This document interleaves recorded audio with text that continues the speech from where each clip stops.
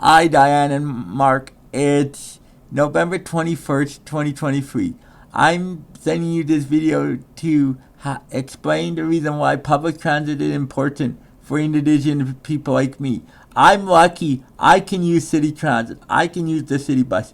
But a lot of disabled people cannot get to their events. Like examples, like if you want to go to a powwow or to a friend's house to share indigenous food or whatever, you can't get there by public transit because it's not viable. And that's what I mean. I'm talking about Regina Paratransit, Saskatoon Access Transit, Prince Albert Special Need Transportation. You cannot get there, especially Prince Albert. It's got very poor transportation. But Regina's, I'm just talking mostly about Regina because I live here. Regina's service was contracted out in 1991 to a private company. The reason they contracted it out because they said it was cheaper to run it by a private contractor, paratransit. But the thing is, when you run a service by a private company, you don't get the same quality of service. The drivers aren't treated as well. Like they don't get the same benefits as the city bus drivers. So after a while, some first bus drivers leave and go to city transit because they get better benefits with city transit. And that's what the transit department doesn't get in Regina. They don't get that kind of stuff. So that means we don't get treated very well because the drivers are overworked because they're shorted of drivers. They don't want to work and they're shorted of drivers. And that's what I mean. They're very short of drivers because they're always asking for drivers. And when that claims they're not short of drivers, but they are short of drivers, they're always asking for new drivers. So they're short of drivers. So that's why I've asked you guys involved, because people like me, I can speak up, but I'm only one person.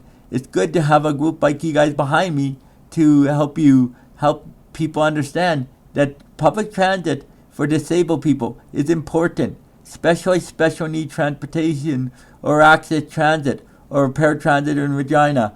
That's an important service so people can get to their friends and enjoy indigenous culture and stuff like that with their friends. And if you can't get there, how are you supposed to get there? Not everybody can afford taxi cabs. And that's what I mean. Non-insured will pay for medical appointments, like certain medical appointments. But there's so many people, how are they gonna get transportation for everybody? So we have to have a backup plan, and that's public transit. That's why I just need your support when I speak at these things. I can do the speaking, but I just need to say, yeah, it's important because people can't get to their powwows, people can't get to their feasts if you cannot get there by public transit. So that's why I'm speaking out. Something needs to be done. Public transit is important, and that's what I mean. It's part of health. It's part of your health. It's part of health because people can't get to their culture events. People can't get to their events if you can't, or go shopping, or go with friends to enjoy themselves.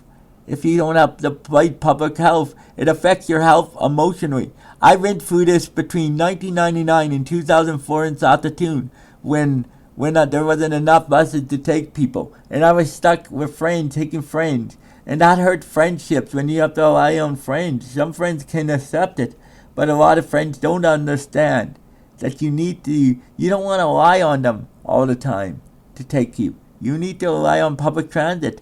In my case, I can take a city bus and get out and go wherever I want in a city bus, but not in the middle of winter. Winter, you can't do that.